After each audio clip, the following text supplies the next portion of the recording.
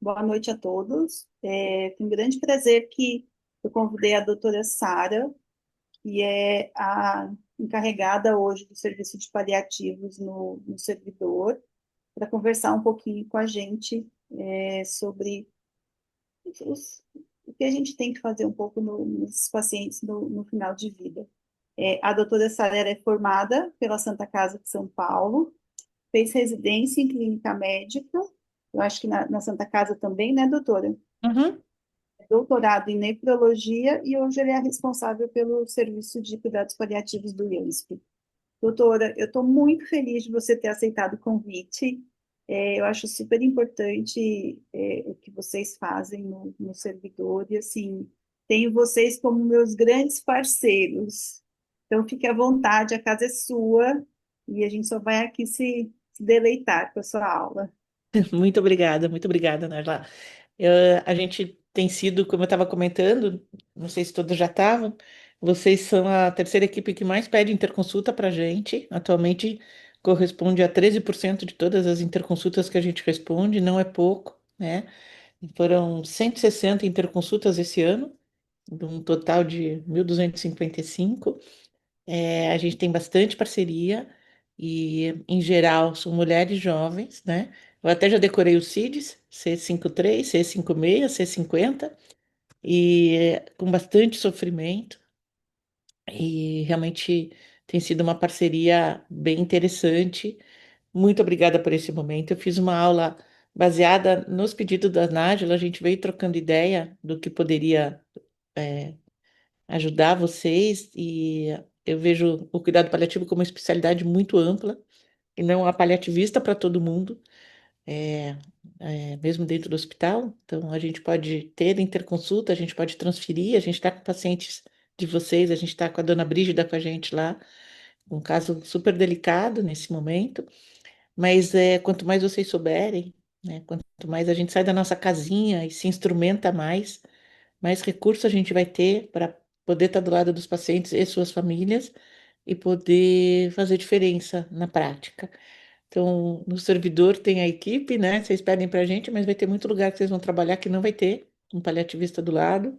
É, e o bom senso, a boa prática sempre vai ser uma coisa interessante para o paciente, mas principalmente para a gente, né? Para a gente ficar tranquilo. Eu fiz uma aula que é um compêndio de várias aulas, tentando aproveitar esse tempo e esse espaço para dar vários pitacos, várias ideias e várias maneiras de pensar. Talvez tenha ficado um pouco denso, mas qualquer coisa a gente, se houver um outro momento, ano que vem a gente faz uma outra, com mais focando num assunto específico na área de vocês. Até imaginaria que seria aí na questão obstrução urinária, deliberar casos de alta complexidade de pelve congelada, etc. Mas essa é uma aula bem geral de cuidado paliativo para ginecos do servidor. Foi feita para vocês.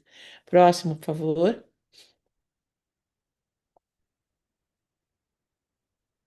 Bem, quando é que começa o cuidado paliativo na era moderna, né? Então, antigamente isso ficava em hospice, né, eram hospedarias, da onde vem o nome do movimento atual.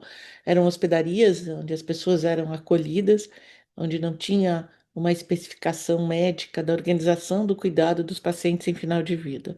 A primeira pessoa que faz isso na era moderna, na década de 70, é Cicely Saunders. Cicely é uma mulher que tem uma formação de psicóloga e enfermeira. Ela vai trabalhar na Segunda Guerra Mundial e ela era muito nova e ela percebe que ela precisa ampliar, como assistente social e psicóloga, ela precisa ampliar a formação dela e ela vai fazer enfermagem. E aí ela percebe que a necessidade do paciente em cuidado, em final de vida é muito grande e ela vai fazer medicina. Ela é quase uma equipe multi inteira numa pessoa só. Ela funda o movimento Hospice na Inglaterra, na década de 70. Ao mesmo tempo começa a aparecer algum tipo de organização disso também nos Estados Unidos. E ela organiza, e atualmente é o melhor lugar para se morrer ou para se viver o final de vida é na Inglaterra, né? Eu visitei hospice lá, realmente chama muita atenção. Próximo, por favor. A Cicely tem coisas incríveis que ela fez, e entre elas ela fala que o sofrimento humano só é intolerável quando ninguém cuida. E essa é uma das principais mensagens que eu gostaria de passar hoje, é que a gente possa identificar o sofrimento e que a gente pode aliviar, né?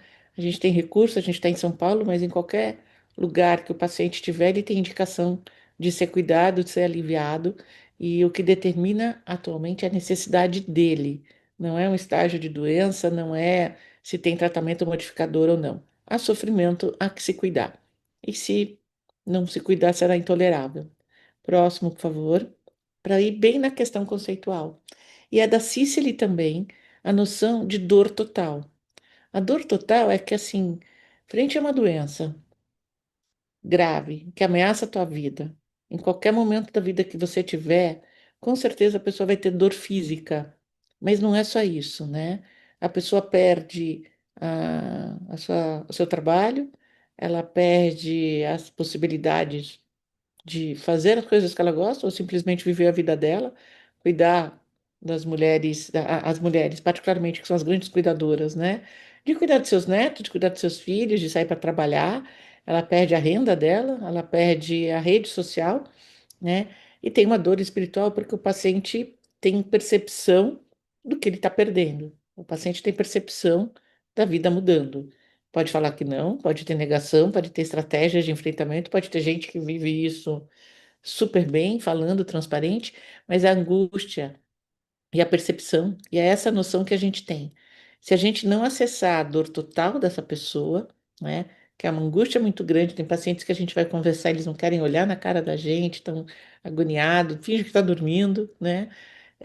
Se a gente não acessar isso, a gente não vai poder cuidar disso, né? E é essa noção que a gente tem do paciente muito doente, se percebendo, e não tenham ilusão que ele não sabe. Ele sabe sim do que está acontecendo. A gente sabe que vai gripar, a gente sabe que está cansado, a gente sabe o que está acontecendo com a gente, né? Imagina que o paciente não sabe. É o que a gente tem que ter, oferecer silêncio para poder ouvir. Próximo. Da onde veio? Da onde tem? Que essa é a magia da coisa. A Cícera, a partir de um certo momento, cuidando desses pacientes, tem um senhor, que é um sobrevivente da Segunda Guerra Mundial, um senhor polonês, que deixa para ela um dinheiro, não pouco, para ela fundar um lugar onde ela pudesse cuidar das pessoas muito doentes. Ela cuida dele, é o David Tasman, e ele fala: Eu serei uma janela na sua casa. Então, que a gente possa ser janela, porque a noção de janela é ser uma luz, né? É onde entra, é onde ventila. Que a gente seja uma janela na casa deles. Próximo. A partir daí, quando a gente fala em cuidado paliativo, nas décadas de 60, 70 e 80, o foco era muito em paciente em final de vida. A partir da década de 90, a Organização Mundial de Saúde, que coloca o cuidado paliativo como imperativo da dignidade, fala de doenças que não respondem ao tratamento curativo. Mais recentemente, as definições, se você jogar no Google definições de cuidado paliativo, vai ter várias, né? A partir dos anos 2000, a OMS inclui o paciente e família, condições ameaçadoras da vida, adultos e crianças, né? Então, a demanda é muito maior. Mas, principalmente agora, pós-pandemia, a noção foi muito mais amplificada, porque todo mundo soube que paciente chegava em insuficiência respiratória, não era doença crônica, era uma doença aguda, potencialmente reversível, mas potencialmente fatal. Então, a pandemia ampliou toda a noção de cuidado paliativo para todas as idades e todos os sofrimentos relacionados à doença grave. Então, cada vez mais, especialmente em final de vida, mas a gente, em poucos dias que começou a pandemia, quando a gente viu que principalmente os pacientes oncológicos muito frágeis, é, e com a gente com limitação de recurso terapêutico, não pela fragilidade dele, mas porque a gente tinha um limite claro, a gente, a Itália, os Estados Unidos, em todos os lugares, e a gente teve que escolher quem ia para o tubo e para a UTI, porque não tinha tubo e UTI para todo mundo, e a gente tinha que escolher não quem ia viver e quem ia morrer, mas quem tinha mais chance de viver. E as outras pacientes que chegavam com Covid grave, os nossos que já eram candidatos a cuidado paliativo, que pegaram Covid, a gente tinha que aliviar de falta de ar, porque eles não iam para o tubo, porque a gente, em poucos meses, descobriu que eles não saíam. Então, tuberculose na África subsaariana, ebola. E pós-pandemia, a noção é muito maior.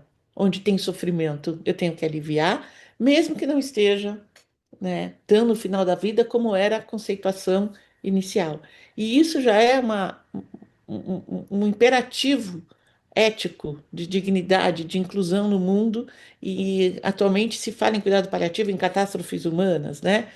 Nas grandes catástrofes, as enchentes, as coisas, porque você chega e você vai ter que começar a cuidar e algumas pessoas vão morrer. E como é que você faz isso? Então, essa noção de paliar é muito maior. Próximo. Só para a gente ir encaixando esse paciente. Então, a definição da World Palliative Care Alliance de fevereiro de 14 é necessário tanto para condições crônicas quanto para condições de doenças que limitam a vida a outras. Os cuidados paliativos não dependem do tempo de vida ou do prognóstico da doença, é conforme a necessidade do paciente, quanto antes melhor, né? A necessidade de cuidado paliativo ocorre em todos os níveis de atenção. Então, se você estiver no posto de saúde e tiver alguém com dor severa ou com uma insuficiência respiratória, você vai ter que cuidar. Assim como num pronto-socorro com muito recurso, ou em assistência domiciliar, aonde o paciente estiver. E o cuidado paliativo deve ser oferecido aonde tiver. Só para vocês terem uma ideia, quando vocês pedem para a gente, já apresentando o serviço, segmento pós-alta, a gente tem o serviço do ambulatório, a gente tem um suporte telefônico que funciona de segunda a sexta, das 8 às 18, onde isso corresponde atualmente por mais de 70% do nosso atendimento, a gente faz a gestão, o gerenciamento, o monitoramento do paciente e a gente faz visita domiciliar, mas não é um home care. Então, às vezes eu vejo que os residentes prometem algumas coisas para a família para poder tentar organizar uma alta, mas, por exemplo, a gente só faz visita domiciliar para pacientes até 35 quilômetros do servidor. É um limite técnico, operacional. Eu não tenho ambulância, eu não tenho tempo e equipe para ir para mais do que 1 hora de São Paulo. 35 quilômetros já é uma coisa que ocupa o período inteiro para visitar um paciente. Então, às vezes, aqueles pacientes com câncer de mama, com coraça, com curativos muito complexos, ou pacientes que vão ter alta com nefrostomias e perderam a funcionalidade, né? E a indicação de ir na casa é basicamente a funcionalidade do paciente. E no nosso caso específico, até 35 quilômetros. Então, quando vem o pedido de encaminhamento para mim, para que eu possa autorizar, ou para a Inês, a gente. As primeiras coisas que a gente tem que saber, e aí a biografia dele é super importante, é onde mora o paciente, com quem mora, qual a acessibilidade. A biografia e o endereço é muito mais do que um cadastro. Acaba por organizar o nosso plano de cuidado. Próximo, por favor. Algumas dicas, né? Que a gente visita, mas aonde e tal. Enfim, então qual é a definição atual? Da onde vem isso? É sofrimento relacionado à saúde. Então, fica uma visão e uma definição muito ampla. Está associado a doença ou lesão de qualquer tipo, é moderado ou grave, quando não pode ser aliviado sem intervenção de um profissional da área de saúde e quando compromete o funcionamento físico, social ou emocional do paciente. Então, é essa noção e é muito maior do que só processo ativo de morte, né? A gente chama sofrimento relacionado à doença, paciente está em final de vida, ou a gente define também processo ativo de morte, que já é como se fosse para vocês o período expulsivo, né? Eu dou uma aula de processo ativo de morte e eu comparo a doença toda com a gestação. E o processo ativo é que vai entrar em trabalho de parto. Eu comparo porque é tão fisiológico morrer quanto é fisiológico nascer. E o que a gente faz é ajudar esse processo, né? A gente não vai antecipar nada. Próximo, fazendo analogias da área de vocês. Então, como é que a gente fica os conceitos, né? Como é que fica o conceito para o século XXI pela Organização Mundial de Saúde? Não é mais doença terminal, é doença crônica avançada progressiva. Não é o prognóstico de semanas a meses, caracterizaria mais final de vida e processo ativo, é qualquer doença limitante à vida. Não é só câncer, todas as situações progressivas, então esclerose lateral amiotrófica, pacientes com demência muito avançada, e na verdade, todas as falências orgânicas no end of line delas. A gente não separa o fluxo, tá no. Alguns serviços de São Paulo fazem isso, né? Ele tem alta do tratamento modificador para ir para o paliativo. A gente não, ele pode ainda ter tratamento modificador e pode estar associado, esse é o modelo ideal, tratamento específico, modificador e paliativo. O prognóstico não é indicação, mas a complexidade, a severidade e o sofrimento do paciente. Eles não têm mais um papel passivo, a gente tem uma legislação que permite diretiva antecipada de vontade, onde você coloca as possibilidades terapêuticas e o paciente participa disso, né? Quer fazer uma nefrostomia ou não? Olha, você entendeu que vai ficar, o rim está parando porque a doença está lá na barriga e que a gente precisa fazer um caninho de desvio, desenhar, né? Para o paciente entender como é que ele vai sair da cirurgia, qual vai ser o tipo de cuidado, né? Olha, isso pode te poupar de uma diálise, etc. Os serviços não precisam ser especializados em cuidado paliativo, as ações podem ser em qualquer serviço de saúde. Cada vez mais o apoio institucional e serviços não é suficiente, então há uma abordagem populacional e de comunidade. Vocês já devem ter ouvido falar da Ana Mi, que é uma moça que teve um câncer de mama, teve um impacto importante na mídia e lançou uma Casa Lavanda que faz terapia em grupo com voluntários para os pacientes, é bem interessante. E cada vez mais trabalho de comunidade, comunidade compassiva que sobe nos morros no Rio para fazer cuidado paliativo na casa das pessoas. O cuidado não pode ser fragmentado, o ideal é que seja integrado, e isso a gente faz pelo contato telefônico e pela gestão desse paciente, e não é mais uma abordagem de um serviço individual, é uma abordagem sistemática. Próximo, por favor, Nájila. Bem, hoje em dia é uma especialidade médica, né? Estamos indo para esse lugar. 2 anos de residência a partir de 2023. É obrigatório no currículo em áreas de saúde. E há um ano já foi lançada, a partir de um movimento muito bonito da comunidade paliativa no Brasil todo.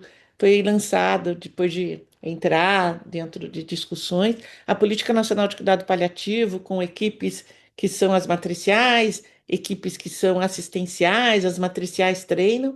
A gente tem uma característica no servidor que a gente não é SUS, né? Então a gente não pode entrar, não pode, por enquanto, tentar achar caminhos de se beneficiar desse lugar, mas já existe uma política nacional, que nem tem política nacional de saúde materna, agora tem de cuidado paliativo.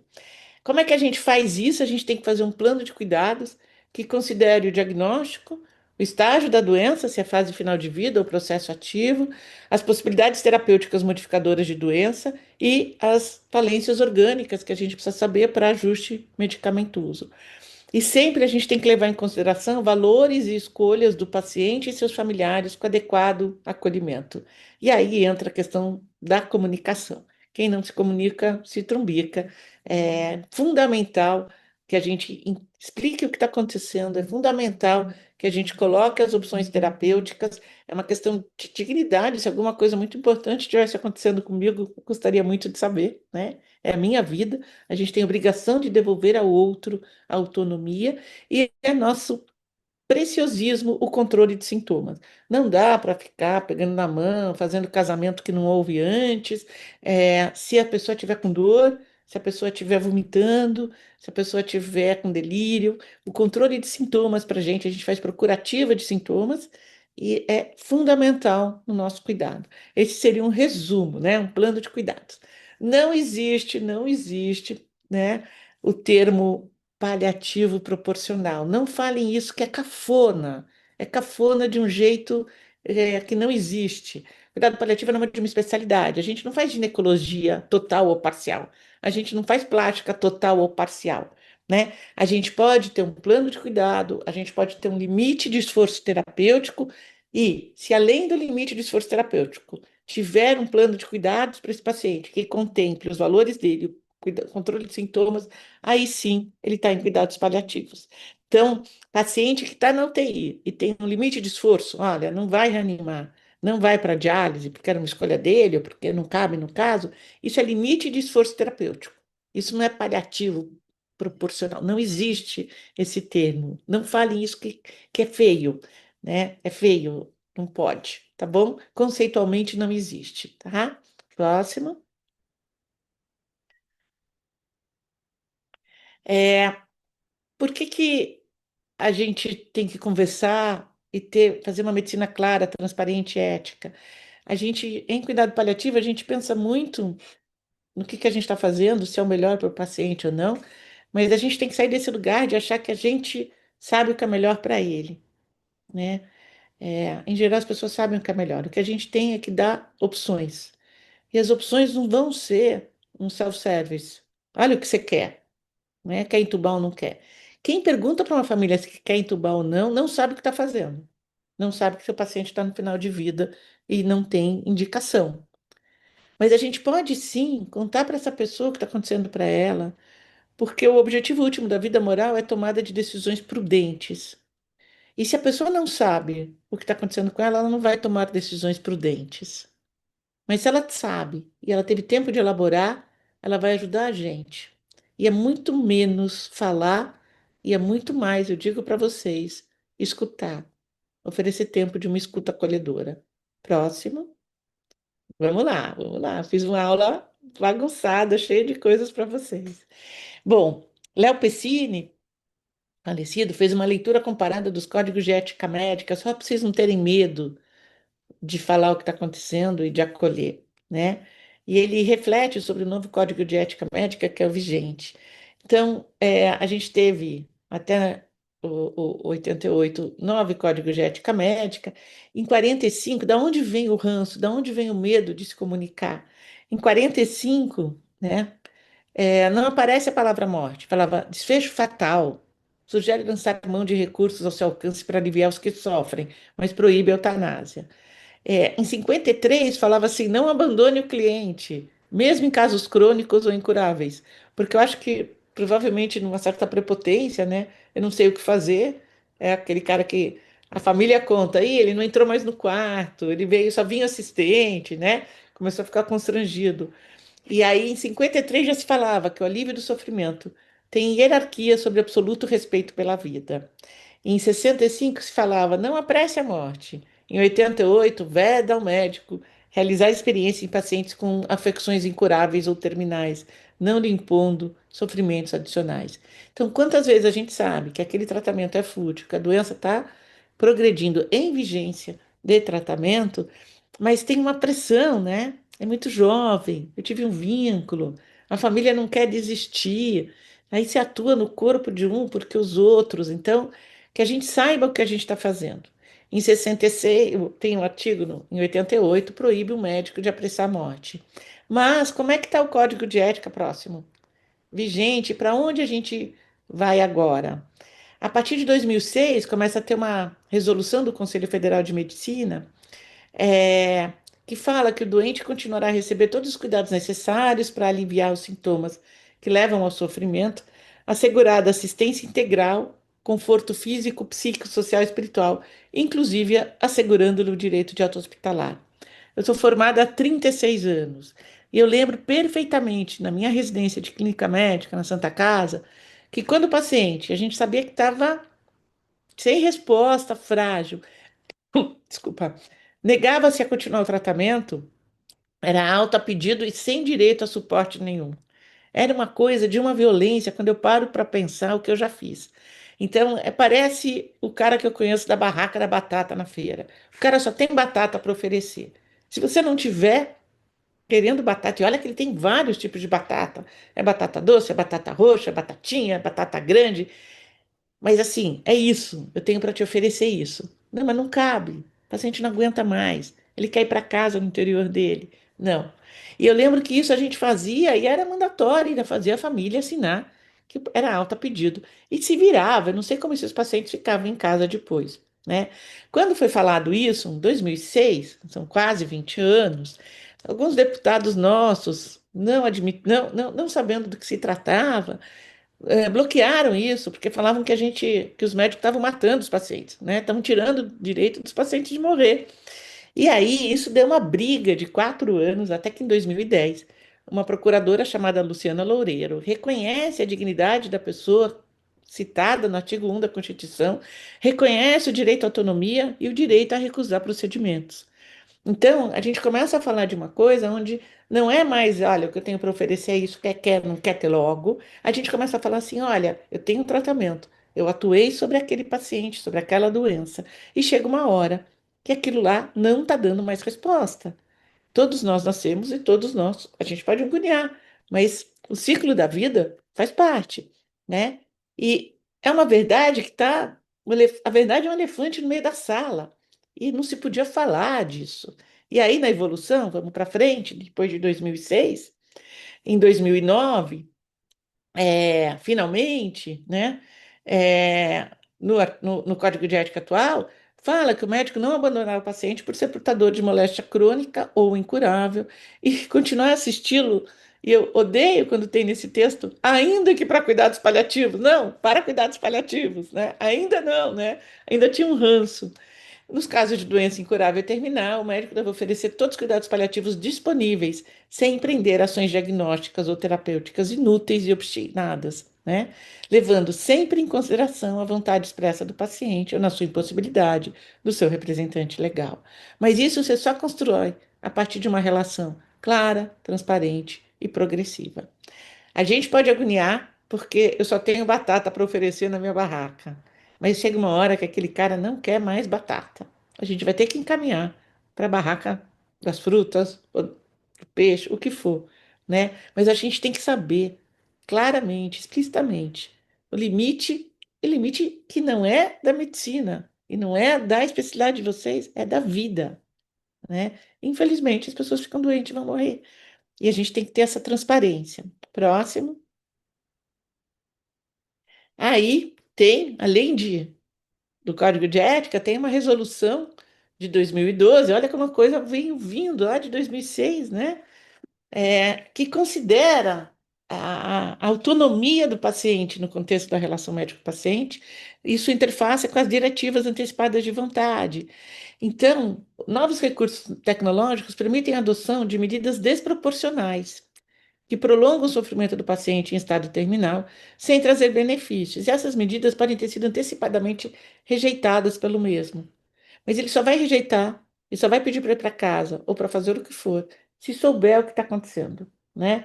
Então a gente define diretiva antecipada de vontade, um conjunto de desejos prévio e expressamente manifestado pelo paciente sobre o cuidado e tratamento que quer ou não receber no momento que estiver incapacitado de expressar. Fala assim, não, mas quando estava assim, mas agora não está lúcido, a família quer que faz. Mas é justamente para isso que existe a diretiva antecipada. Porque quando estava lúcida, a pessoa escolheu para si. Porque ela sabe que em algum momento ela pode não mais escolher para si, não ter mais condições de responder, né? Essa é a organização da clareza e do plano de cuidados que a gente faz. Próximo, por favor. Bem, não tem paliativista para todo mundo. No Brasil, calcula-se que somente 7% dos pacientes, e isso, claro, que tem uma distribuição geográfica extremamente desigual, é muito mais concentrada na região sul e sudeste, onde a gente tem vários serviços de cuidado paliativo, as rede pública e privada, mas quando você vai para esse Brasilzão todo, falta cuidado paliativista, por isso que a gente tem que começar a educar todo mundo na residência, para que as pessoas, na faculdade, para que as pessoas consigam reproduzir isso, né?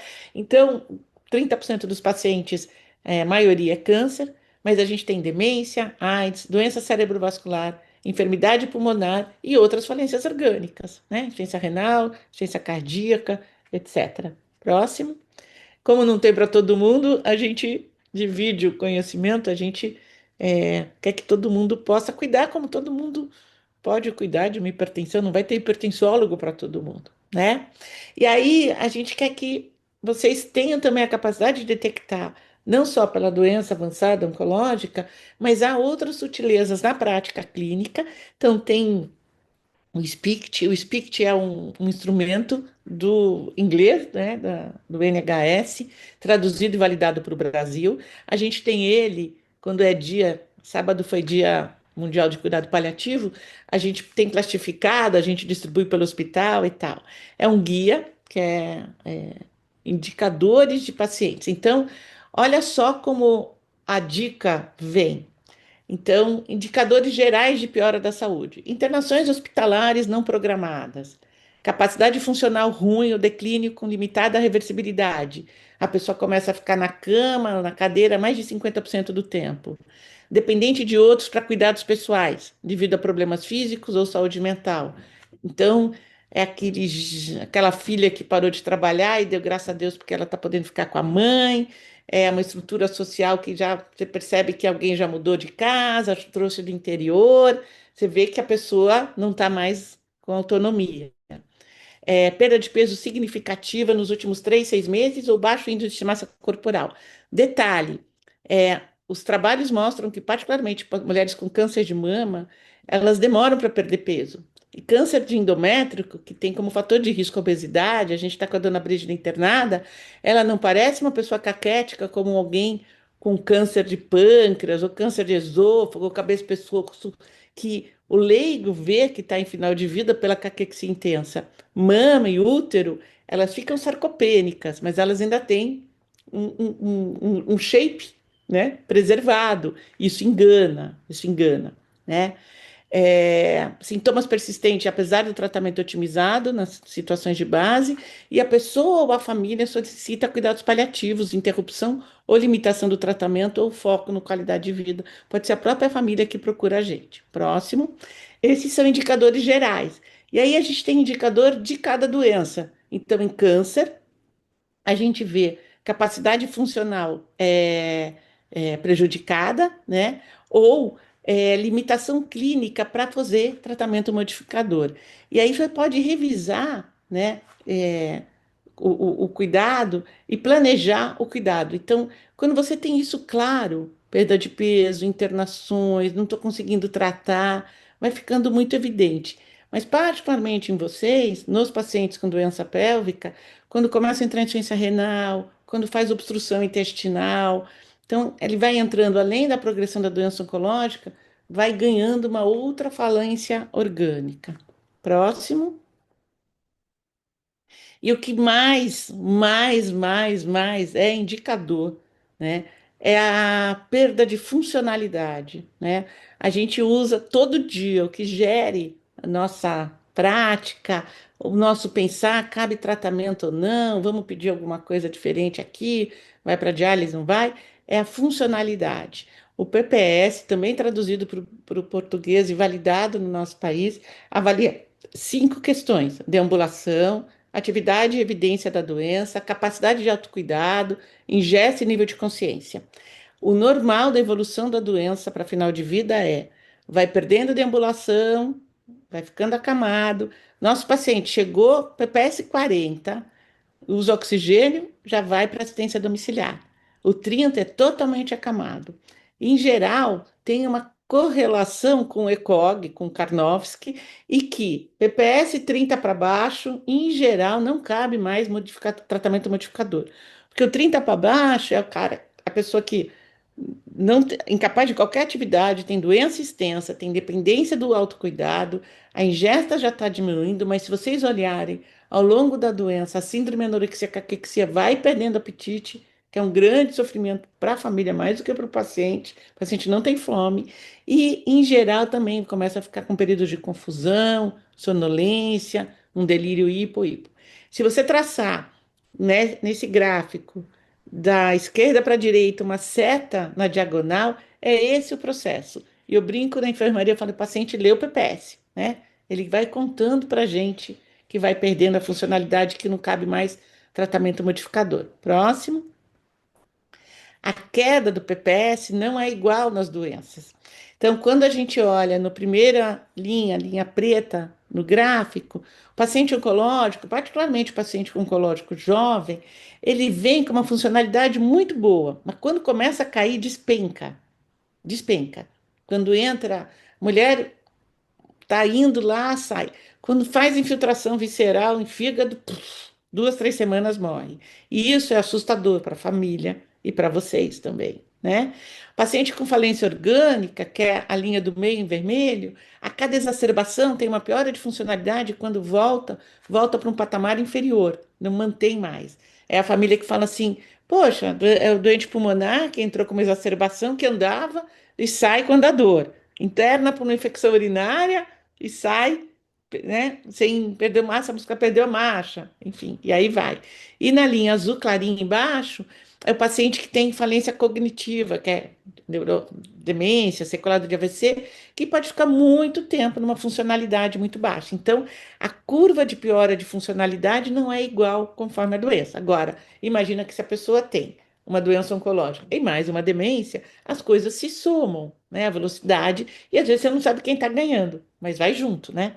Atrapalha. Próximo. E aqui é o gráfico do ideal do cuidado paliativo. Então, desde o diagnóstico, que você tem angústia, ansiedade, temor, você começa a ter medidas ou intervenções paliativas, e conforme você vai, ao longo do tempo, diminuindo a parte vermelhinha do gráfico, mudando o tipo de suporte de tratamento modificador, você vai aumentando o cuidado paliativo. Você pode, no começo, ter uma abordagem paliativa, mas no final você começa a ter que intensificar muito mais, e depois faz parte aí o cuidado ao luto. Próximo. Como é que a gente faz a procura do sintoma? A gente faz uma procura ativa dos sintomas, paciente subjetivamente dá uma nota de 0 a 10 para dor, cansaço, náusea, depressão, ansiedade, sonolência, apetite, falta de ar e bem-estar geral. A nossa ideia, o paciente está com tudo 10, né? A gente quer zerar, deixar o paciente zerado. Né? E quando a gente vai organizar o plano de cuidado, a gente vê quais sintomas estão mais frequentes e conforme a intensidade que a gente vai medicar. Por exemplo, a gente vai falar um pouco de dor. Vou falar bem rapidinho porque tem vários sintomas, eu não vou falar porque seria o curso inteiro de paliativo, né? Próximo, por favor. Quando a gente fala, pode baixar mais e mais? Quando a gente fala de dor. Então, o paciente dá nota de 0 a 10, né? E dor leve de 1 a 3, a gente usa remédio simples, volta lá, desculpa. Remédio simples para dor. 4 a 6 seria uma dor moderada, a gente dá opioide fraco com não opioide, que pode ser um relaxante muscular, pode ser um outro adjuvante, se tiver uma dor neuropática da químio e tal. E se for dor severa, é um opioide forte. A gente nunca mistura, não existe dois opioides fracos ou um opioide fraco com um opioide forte. A gente não mistura Tilex com morfina, porque o Tilex, que tem codeína, a codeína vai ocupar o mesmo receptor da morfina. Não existe isso. Não existe também aquela coisa ortopédica, com todo respeito, de Tilex com tramal. Não, não existe. Isso é a Organização Mundial de Saúde. Está com dor moderada, opioide fraco. Está com dor severa, opioide forte. Quem determina isso? A resposta do paciente. E aí tem procedimento de ablação, radioterapia, outras coisas que a gente pode fazer com adjuvantes para dor, quando a dor é localizada. Próximo. Então, princípios de dor, né, que me corta o coração quando eu vejo, não de você, vejo no hospital, em qualquer lugar, paciente com dor forte, dipirona se necessário, né? Então tem que ser, tá com dor, dentro do hospital, seria até considerado o quinto sinal vital para a gente medir. A medicação tem que ser de relógio, de horário, Vioral, sempre vioral, se tiver vioral e trânsito intestinal preservado, a reavaliação constante, trabalhar preconceitos, né? Quando a gente entra com morfina, as pessoas já associam a final de vida. Eu já tive pedra no rim, eu já tive dor 10 e ainda bem que me deram morfina, porque é humilhante ter dor 10, é horrível, né? Então, a questão que determina o opioide forte é a intensidade da dor, não é a terminalidade do paciente. Considerar, sim, experiências prévias com drogas, o paciente já teve alergia, então a gente dá umas dribladas, né? Ah, não, morfina não, porque é do coceiro. Ah, tá bom, a gente vai para metadona, tal. Considerar ajustes necessários para função hepática, disfunção hepática e renal, e considerar custo, via de administração e acesso à medicação. Próximo. A gente vai falar um pouco de morfina. Eu vou correr, porque eu estou vendo que a gente está com bastante pouco tempo. Eu não quero pegar pesado em vocês. Mas então, analgésico de primeira linha, paracetamol, dipirona, anti-inflamatório não hormonal e inibidores da COX-2, tá? Isso todo mundo sabe usar. Vamos lá. Pode ser associado com opioide fraco. Vai, próximo. Opioides fracos, a gente tem dois. Tramadol, que é o Tramal, que se fosse bom não chamava Tramal, chamava Trabom. A gente não gosta porque dá muita náusea. Ele tem uma ação de recaptura de serotonina e norepinefrina, então ele teria aí uma ação antidepressiva leve, mas pacientes com meta cerebral não pode ser usado, ele diminui o liminar para convulsão. Sempre o tramadol, não sei de onde pegar a moda de fazer tramadol de 8 em 8. A meia-vida do tramadol é 6 horas. E quando a gente converte de, sub- de VO para subcutâneo, ele é mais eficaz VO, ao contrário de todos os outros remédios. Então a gente tem que dobrar a dose, tá bom? Porque o metabólico ativo, quando a gente toma o tramadol via oral, é o metabólico ativo é, é, metabolizado pelo fígado, que é mais eficaz. Então, se você está com tramal, VO 100 de 6, 50 de 6 em 6, quando passa a prever tem que ser 100 de 6 em 6, né? A codeína, a gente gosta muito de codeína. A codeína, que é derivado natural do ópio, assim como a morfina, é um analgésico bem interessante e que alivia também a falta de ar, né? Inibe tosse, como os antigos vão se lembrar das gotas Belacodide, e sempre a codeína é cada 4 horas, tá? E diminui tosse e falta de ar. Então, tosse leve, falta de ar leve, codeína. Próximo. Opioides fortes, né? Aproveitando o horário que eu estou com vocês. Sempre de horário, sempre respeitando farmacocinética. Então, a morfina comprimido sempre é de 4 em 4. Diminui a dose se tiver insuficiência hepática e renal, mas não muda o intervalo. Ou de 12 em 12, porque a gente tem a morfina liberação controlada, que é cápsula, que não pode ser usada por gastrostomia ou por sonda, tá? A metadona sempre é de 8 em 8 ou de 12 em 12. A oxicodona sempre é de 12 em 12. O fentanil, que saiu do mercado, era de 72 em 70. A gente adorava fentanil, saiu do mercado no começo do ano, né? As dificuldades. O opioide forte é receituário amarelo, tem na diretoria. Efeitos colaterais. O grande problema do opioide, quando a gente sabe usar, é a obstipação intestinal. Porque náusea e sonolência da primeira semana passam, mas a obstipação intestinal não. Então, o que eu falo todo dia, o dia inteiro para os residentes, a mão que prescreve opioide forte, prescreve laxante. E não adianta ser fibra, tem que ser ou laxante osmótico, ou laxante irritativo, Bisacodil, chá de sene, etc. E o grande problema é a toxicidade, então a gente dá uma dose menor em idosos, insuficiência renal e hepática. Próximo. Já que não tem opioide, não tem paliativista para todo mundo, eu vou parar só para falar de morfina, que é o que a gente mais usa, né? E que a gente mais vê erro na prescrição. É a dose, a droga mais eficaz no controle de dor e de espinéia. Ação, 4 horas. Quando atingir a analgesia, a gente começa com 10 de 4 em 4. A gente, como é chato tomar remédio de 4 em 4, a gente passa para a liberação controlada, sempre com laxante e a dose via oral. O paciente toma 10 de 4 em 4. Ele toma 60 miligramas dia.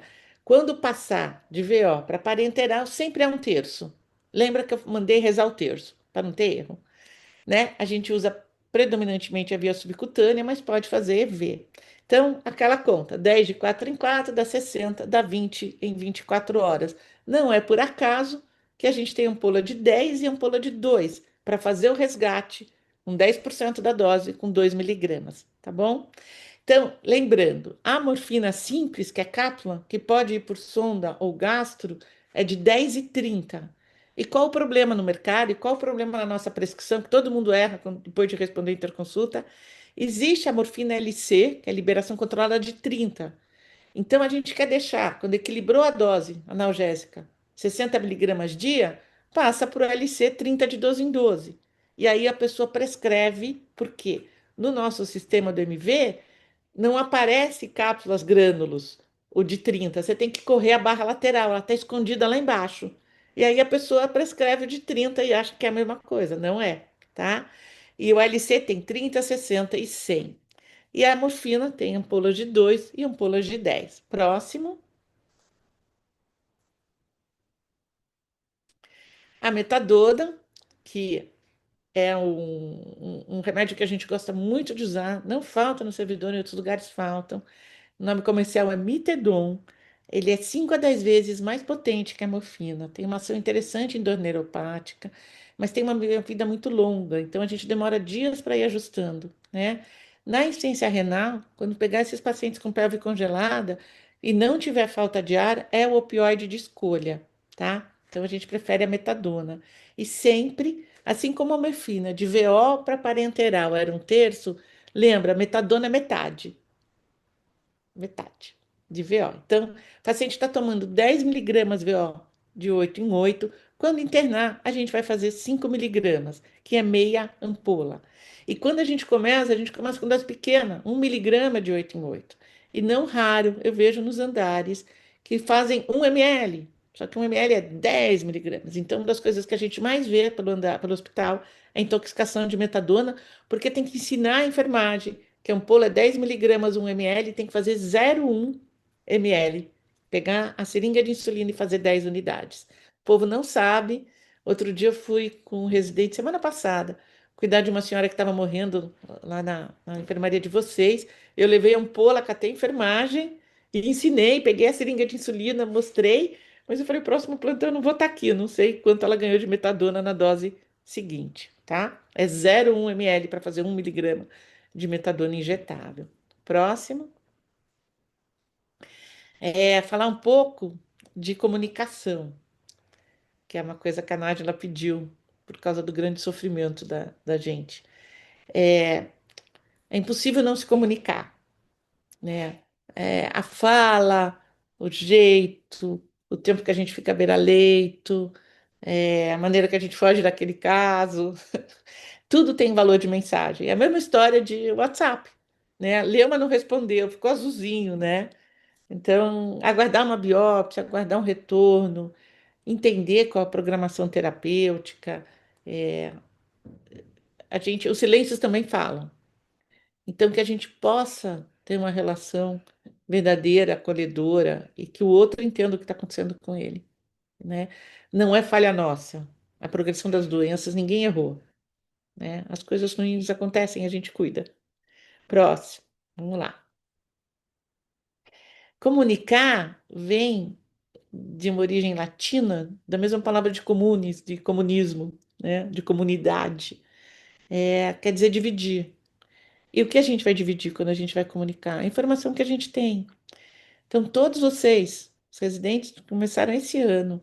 Todo mundo, quando olha um exame de imagem, quando vê uma biópsia, você já tem um repertório de saber o que está acontecendo com aquele paciente. Só que o leigo está num outro lugar. E que se a gente não chegar um pouco perto, a gente está roubando o tempo que essa pessoa tem para ela mesma. Mas isso tem que ser feito com muita delicadeza, porque a gente já entendeu o que está rolando. O outro não, né? O outro não. Vamos lá, próximo. E a ética do cuidado paliativo, né? A palavra pode ser iatrogênica. A ética é dar um pouco de autonomia para o outro, que pode ser para qualquer coisa. Vender um imóvel, casar. A pessoa ainda tem tempo, né? Essa semana morreu Diane Keaton e Al Pacino, não sei se vocês acompanharam. Al Pacino está arrasado porque nunca pediu Diane Keaton em casamento. Acabou. Diane Keaton, né? Não sei se ele sabia. Não sei, vocês sabem que eles foram um grande casal no Poderoso Chefão, nos três, coisa antiga. E então dá direito da pessoa ter o tempo que ela tem de volta para ela. A gente não tem o direito de tirar essa possibilidade, mas isso tem que ser feito com muito cuidado, né? Em geral, os pacientes já sabem. É só sentar do lado e escutar. Próximo. A gente, dessa maneira, isso todo mundo conhece a Mafalda. Esse é um livro de charges médicas que eu tenho do Quino, que é o cara que desenhava a Mafalda. Talvez vocês sejam muito jovens, não sabem. A Mafalda é um personagem de quadrinhos argentino, que é uma moça bonitinha, uma menininha que questiona o mundo. E é um livro inteiro que eu tenho só de charges médicas do mesmo desenhista da Mafalda, que é falecido. É, e mostra os médicos desfilando, né? E os pacientes lá embaixo. E a gente mudou o papel do médico. O médico pode chegar junto, não está nesse patamar distante que mostra essa imagem. É preciso é, algo de humildade, algo de muita generosidade para a gente chegar junto do paciente. Próximo. Objetivo maior de uma comunicação acolhedora é permitir que o paciente viva seu tempo restante com dignidade. Então, proporcionar ao paciente a oportunidade de fazer planos e tomar decisões, proteger o paciente de procedimentos fúteis, permitir que o paciente e seus familiares se preparem para a fase da vida que enfrentam e para o óbito, reconhecer e tratar necessidades espirituais, sociais e psicológicas e fazer uma medicina ética, transparente e de acolhimento, né? Próximo.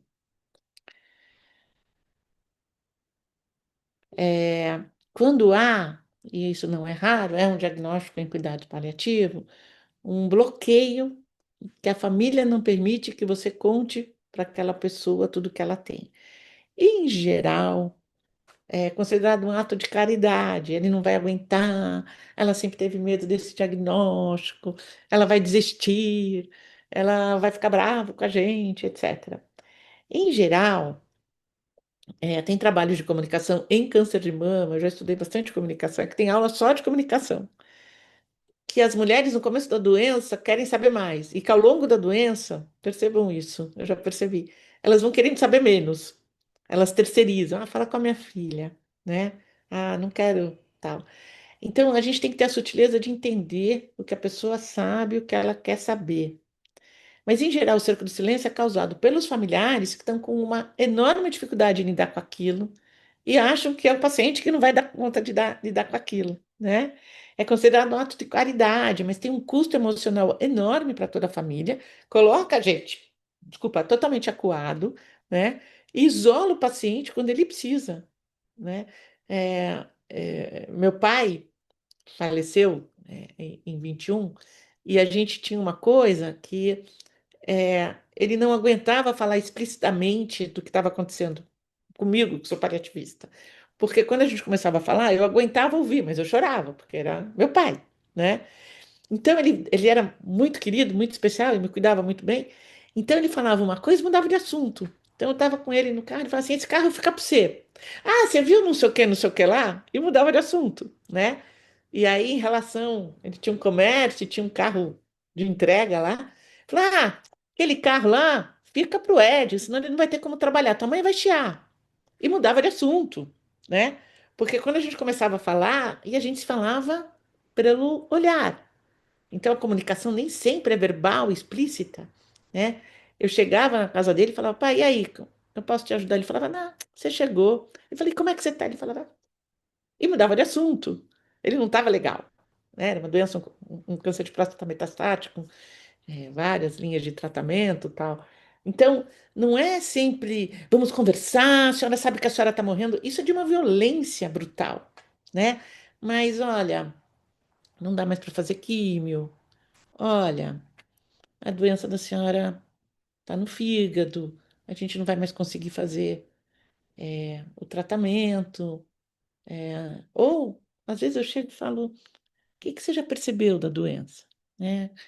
Ou, o que é mais interessante, eu faço isso não só em cuidado paliativo, mas como clínica, no consultório, eu falo assim: a gente fala da doença, do exame e tal, eu falo: e você com isso?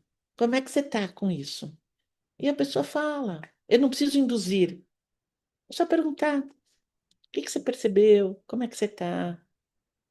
Né? E vai indo, vai indo. Como a gente conversa de outras coisas. Próximo, tá acabando. Fazer isso é um imperativo, né?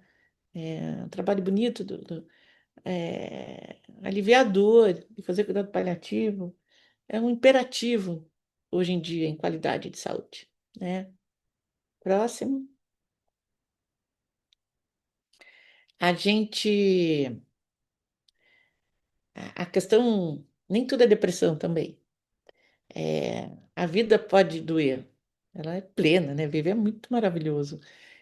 Não sei se vocês conhecem, depois dá um Google na história do Drummond e da filha dele. Eu estou trazendo umas referências antigas, né? Estou entregando muito minha idade. É, o Drummond, um dos nossos grandes, maravilhosos poetas, é, tinha uma única filha, Maria Julieta, tinha uma relação lindíssima. E Maria Julieta, se eu não me engano, morreu de um câncer ginecológico. Passou poucos dias, o Drummond morreu. Não aguentou. O coração ficou muito perdido, muito, muito doído. E aí ele, entre outros poemas lindos, né, ele falou: amar o perdido deixa confundido esse coração. As coisas tangíveis tornam-se insensíveis à palma da mão, mas as coisas findas, muito mais do que lindas, essas ficarão, né? Então, que a gente possa cuidar das pessoas, salvar muitas vidas, fazer muitos papanicolais, prevenir um monte de câncer e vacinas de HPV e mamografia. A gente está no mês né, no Outubro Rosa. E hoje mesmo, uma paciente que eu fiz diagnóstico, o povo vai ficando com preguiça, né, né? Fala: pede os exames. Aí lá vem, né, as mamografia alterada para mim e toca a ligar para a paciente. ia avisar, encaminhei, ela já operou, mandou um áudio bonito hoje, fez uma quadranté, gânglio negativo, e falou, agora eu vou ver como é que vai ter que complementar ou não, mas eu estou me sentindo tão bem cuidada, Sara, obrigada, eu estou me sentindo cuidada, né? É disso, né? Que seja curativo e que a enorme maioria das vezes sejam curativos e que ganhem décadas de vida. Mas às vezes não vai ser, né? Esse povo esquece de fazer Papa Nicolau, vem com doença avançada, fica com sangramento anos, né? Quando a gente tira a história, corta o coração. Anos de sangramento, né? E ocultando da família, anos de mama, né? Com aqueles nódulos. Que dó, né? E tem uma escolha atrás disso. Uma escolha ruim, né? Más escolhas, né? Que nem Al Pacino não casar com. Como ele não casou com Diane Keaton? Ela passou o rodo, né? Ela ficou com o Woody Allen, ela casou com Warren Beatty, que era um gato, mas parece que o grande amor dos dois era Diane Keaton e Al Pacino. Próximo, tá acabando. Na verdade, tem um livro muito bonito, acho que esse aqui eu não levei para o consultório, tá aqui ainda. É um dos meus livros favoritos, um livro em espanhol que eu comprei na Argentina, que chama Diálogo sobre a Vida e a Morte. E tem um capítulo que perguntam para o Borges, e cada capítulo é de uma pessoa de uma casinha diferente, numa caixinha diferente. Então tem Borges, tem biologista, tem é, é, microbiologista, físico, o que que é a morte? E esse capítulo é escrito por Álvaro Sauri, que é um oncologista paliativista. E aí ele fala uma coisa tão bonita, é tradução minha livre, né? Uma pessoa escuta a pessoa que vai morrer, a alivia, a acompanha, por instantes se sente que ela mesma vai morrer, mas somente por instantes. Depois essa sensação escapa, porque a experiência de morrer é pessoal e intransferível. Desde o momento em que a pessoa tem consciência de sua morte próxima, ela vai a um espaço muito peculiar. A partir desse instante, até que ela morre, trata-se, paradoxalmente, de ajudá-la a viver, né? Por isso, dedicar-se aos cuidados paliativos é dedicar-se a um momento muito peculiar, que é fundamentalmente ajudar a viver, né? Então, a gente pode não curar a doença, mas a gente vai ajudar a pessoa a viver aquele período, tá? Próximo, acho que agora acabou mesmo. Não, vamos terminar com a Cícely velhinha. E eu dei uma aula sábado para um povo da psicologia, uns graduandos, e eu nem me percebi. Eu pedi para eles ficarem atentos de algumas coisas da aula, era uma aula especificamente sobre psicologia e cuidado paliativo. Eu nem percebi eles que me falaram que eu coloquei a Cícely novinha no começo da aula e a Cícely velhinha no final da aula. Então a Cícely envelheceu e ela fala uma coisa muito legal, entre outras coisas que ela fez legal, que você é importante porque você, a gente tratar as pessoas como únicas, e é importante até o último momento de sua vida, e faremos tudo o que pudermos para ajudá-lo não só a morrer em paz, mas também a viver bem até morrer. Isso tem a ver com valores, com escolha do outro e com controle de sintomas. O elefante está no meio da sala. É melhor a gente chamar o elefante e cuidar dele, porque não adianta a gente não não cuidar do que está acontecendo, né? Mas que vocês curem muita gente, muita gente. Quando não der, a gente alivia, tá bom? É isso, acho que agora acabou. Passa a próxima, acabou. Se vocês quiserem dúvidas, eu não consegui ler, não consegui acompanhar, e prestar atenção, que eu vi que entrou umas perguntas ou uns comentários aí. Tá aqui, pronto. Gabriel, oi. Eu acho que sim, peraí. Como te agradecer e assim, nunca tinha assistido uma aula sua, mas filha de quem você é, Gorete, não esperava outra coisa. Vou ler para Tá. você a mensagem. O Marcelo falou que a sua aula é excelente. É, o Zoom aqui, eu não sei quem é, aula fantástica, muito obrigada. A Inês, todas as suas aulas são especiais. A doutora Marisa, ela perguntou qual a incidência de testamento vital na sua experiência e falou que essa aula é maravilhosa. Obrigada. Então, testamento vital é assim. Isso é uma coisa que tem. A gente tem duas linhas dentro das pessoas que trabalham com cuidado paliativo, né? Existe uma linha que tenta fazer isso de uma maneira mais judicializada. Então, por exemplo, existe na internet um documento chamado RENTEV, Rede Nacional de Testamento Vital. Isso é super mais importante, eu penso, em pacientes com doença neurológica progressiva, ela ou outras questões.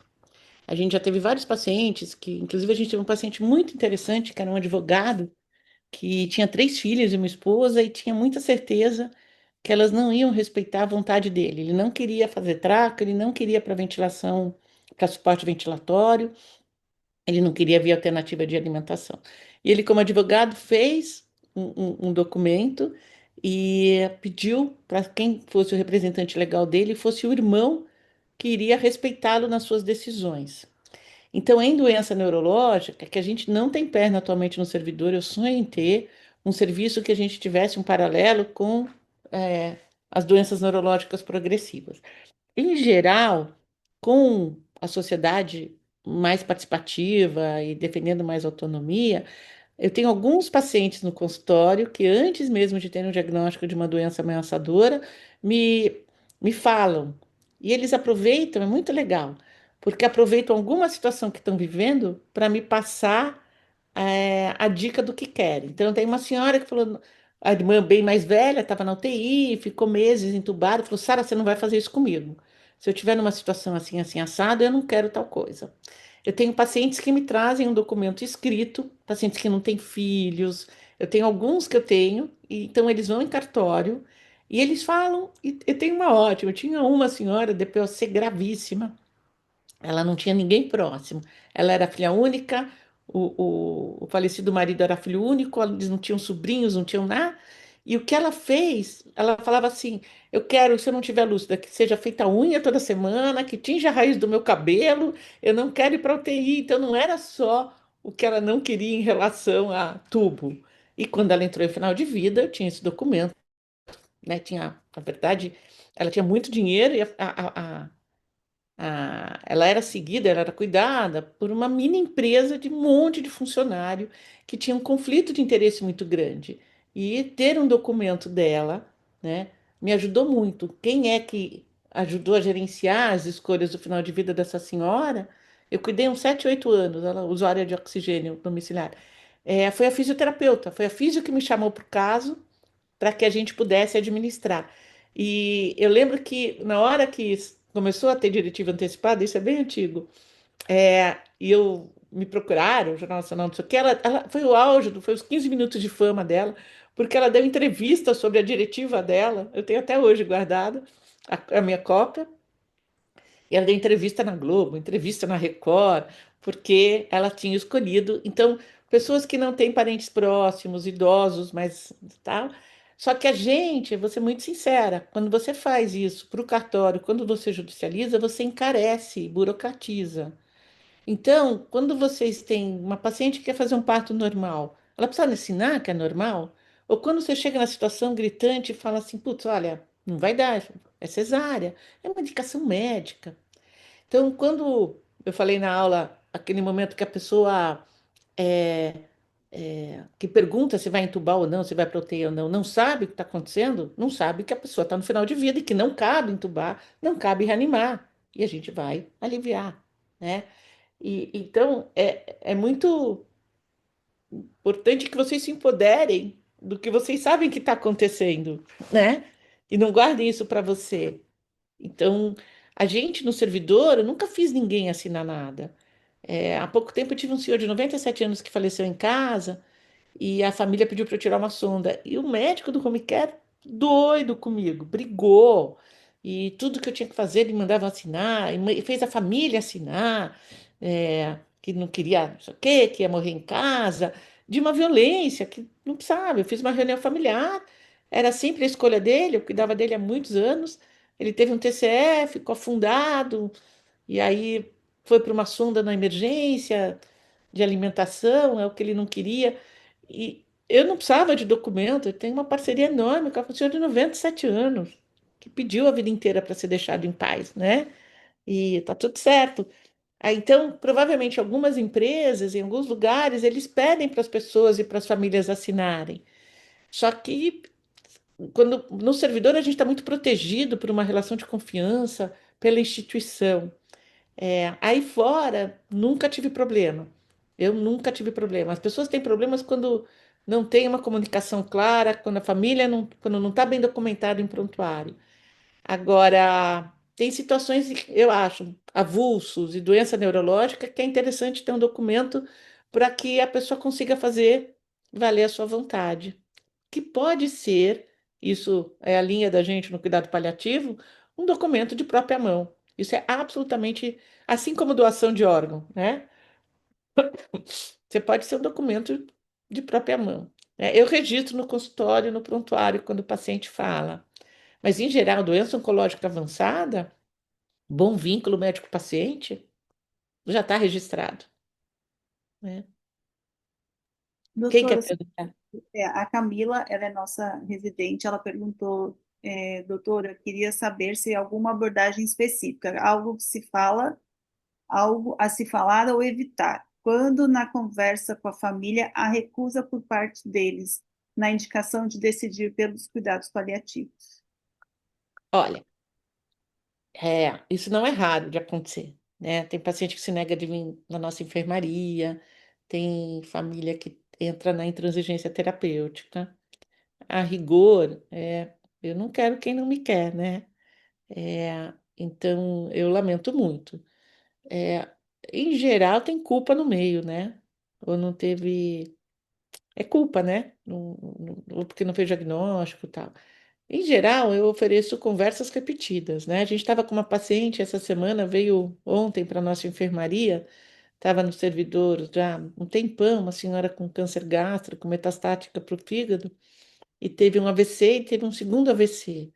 A família causando no hospital.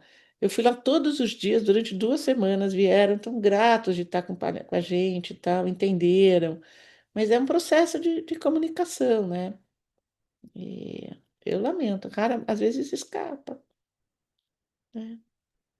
Marcelo, você quer falar alguma coisa? Alguém quer fazer alguma pergunta para a doutora Sara? Só Essa queria é da agradecer a Sara, porque A fantástica as Marcelona, falas, achei que era comigo. muito Não, bom. desculpa, é porque eu estava digitando uma dúvida, eu ouvi Marcel, aí achei que era comigo, mas pode falar, Pode, chefe. pode perguntar, Marcelo, fica tranquilo. Não, é porque eu acabei de colocar uma dúvida aí, é porque já aconteceu de pacientes da enfermaria, isso quando eu era R3, até R-, de eu querer chamar os cuidados paliativos por eu achar que é muito importante eu saber, né, por, por evidência mesmo, que aumenta a sobrevida, que melhora tudo, né, em desfecho oncológico. E eu expliquei 1 milhão de vezes, assim. Eu falei, é uma especialidade que é um pouco estigmatizada, você, enfim, vai pensar que a gente não vai fazer mais nada, mas não é isso, tal. Expliquei tudo.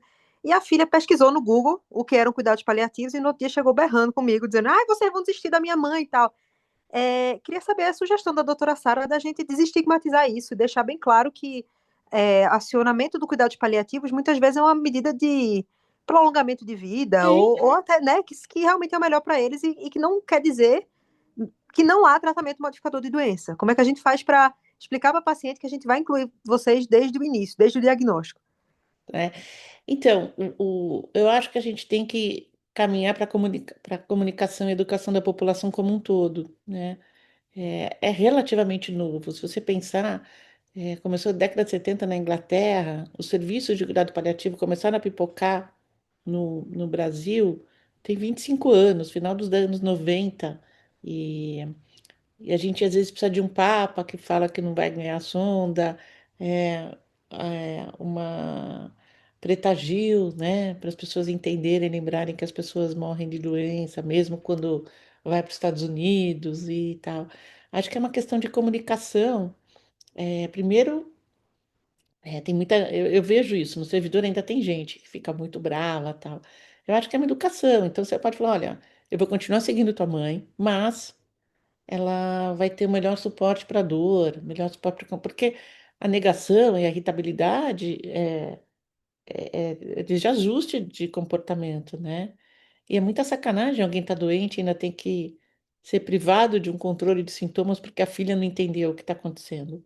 Em geral, Eu puxo, sento junto do computador, mostro a imagem, peço para ouvir outra opinião, falo, olha, né, no caso de vocês, eu sei operar, sei fazer químio, mas eles são mais legais, a gente pode controlar a dor, etc.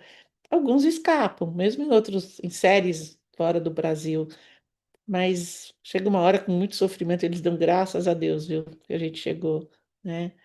É a informação, educação, né? Andressa, você gostou mais da parte do Al Pacino? Vai todo mundo olhar a foto do Al Pacino quando acabar.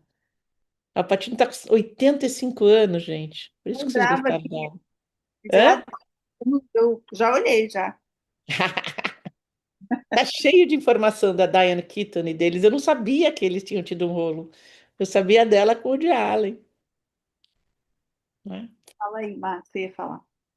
Não, estava só agradecendo a Sara.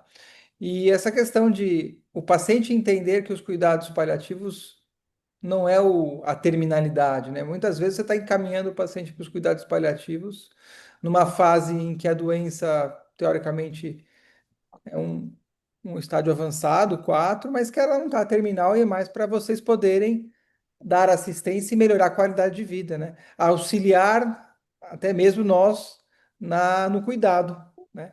É isso. É isso, acho que é Tem isso que é a importante. Ana Mi, Ana Michel, não sei se vocês viram falar dela. Ela faleceu já, tem um câncer de mama, ficou anos aí. E aí ela fundou essa Casa Lavanda, que é uma casa de mulheres e pacientes que fazem grupos de apoio. E é terceiro setor total, todo mundo voluntário e está fazendo terapia. E nesse evento que eu estava sábado, imagina, uma liga de cuidado paliativo acadêmica da psicologia da FMU. E estava uma mulher com câncer de mama metastático, que faz parte da Casa Lavanda, e conheceu a Ana Mi, e uma mulher super bonitona lá, tal, mama metastático, tocando a vida, né? Então, essas pessoas, quando vão para a mídia, ajudam muito, né? Ah, mas acho que tem muito trabalho para fazer. Como a É senhora isso. disse, é uma especialidade muito jovem, né? Ainda é Então, jovem. uma especialidade jovem que tem muitos estigmas, muitos preconceitos ainda para serem quebrados, né? É. Mas é isso, pessoal. Vocês fazem um trabalho lindo, cuidam da mulherada. Na verdade, eu acho que a gente, quando encaminha para o paliativos, o nosso olhar, a forma com que a gente acaba encaminhando, vira meio que, olha, é porque não tem mais nada o que fazer. Então, acho que a gente precisa entender que o paliativos não é só final de vida, né? O dia que a gente se convencer que o paliativos ajuda nessa fase, né, de terminalidade, a gente vai conseguir encaminhar com mais leveza. Eu acho que isso acaba pesando um pouco. Uhum. Sim, É, sim. até mesmo Não, para os porque eu acho nossos que. residentes, a gente fala para eles, manda para o paliativos. A gente está falando que, para nós, do ponto de vista terapêutico, muitas vezes eu não tenho mais muito o que oferecer, né? Não, e tudo bem, eu acho que é muito claro, eu acho muito ético. É, você fala, olha, né, não tenho mais tratamento modificador. Talvez ir contando um pouco antes, né? Talvez contando aos poucos. Falar com a família, mas assim, eticamente a gente deveria falar primeiro com o paciente, depois com a família. Mas a gente tem o vício de falar primeiro para a família e depois para o paciente. Eu acho que isso também atrapalha um pouco, né? E se a gente fala primeiro para a família, dependendo do familiar, no servidor tem um povo bravo lá que eu tenho medo. Fala, quem mandou falar, né? Não falou comigo. Então a delicadeza de, olha, a doença tá piorando, né? Num dia, no outro dia contando, tal. Eu acho que esperando o outro falar. E aí vai, né? É uma construção mesmo. Como todas as relações, né? Dá um trabalho desgraçado, que nem filho, que nem namorada, é tudo assim. Alguém achou que ia ser fácil, não. É desenvolver mesmo a capacidade, mas a grande dica é ouvir, ouvir, mais do que falar. Tem uma Doutora, frase da Anami que é meio que um norte meu na Oncopelve, que é: quero que a morte me encontre vivendo. É. Dá muita dó, né? Porque umas mulheres jovens. A gente está com uma senhora lá internada de vocês, dona Brígida, e a filha não está conseguindo entender. ela está com uma obstrução alta, pós-duodeno, e eu chamei até o Kiko para discutir comigo, porque o laudo da tomo está muito ruim, está com sonda nasogástrica aberta, e ela tem uma coisa que ela tem uma obstrução pós-duodeno, que é no ângulo entre a aorta e a mesentérica, que é porque ela emagreceu muito e parece que não obrigatoriamente é metastático lá, não é linfonodo, não parece muito linfonodo na tomo, parece perda da gordura, então, como perde a gordura entre a mesentérica e a aorta, dá uma pinçada no duodeno. Está com sonda nasogástrica aberta, eles acham que é cirúrgico, a gente entrou com NPT, porque está obstruída há um mês, e ela está piorando funcionalidade. Uma senhora de 76 anos tem doença em tudo que é lugar. Você deve conhecer, ela fez retite, sangrou, sabe quem é? Está super frágil, super frágil. E a gente está tentando, ainda cabe tratamento modificador, né? Não sei se ela vai chegar na cirurgia. Eles querem 10 dias de NPT para marcar a cirurgia. Não dá mais. E a família não consegue entender, mesmo que não seja uma complicação, evidentemente por tumor, a fragilidade dela é enorme, né? E aí vem, não estão conseguindo ficar de dia, só vem à noite. E aí a gente fala, eles não escutam, né? Passa rápido, fica. E a mulher lá, hoje começou delírio, rebaixou, PPS despencando. A gente vai tentando, né? Mas tem gente que não quer. Nem sempre o que você fala, o outro escuta, né? E tem duas coisas. Uma coisa que eu sempre falo: a informação é de um espaço cognitivo, mas a elaboração é de um tempo subjetivo do outro.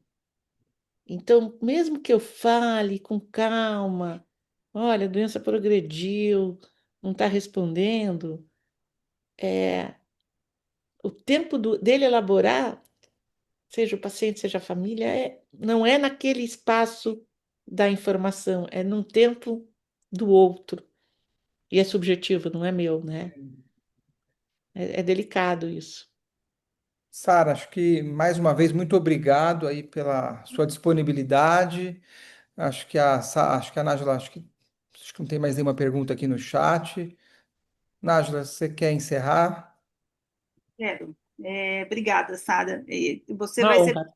várias vezes, que a gente gosta muito de dividir as nossas angústias com vocês. Ótimo, vamos lá.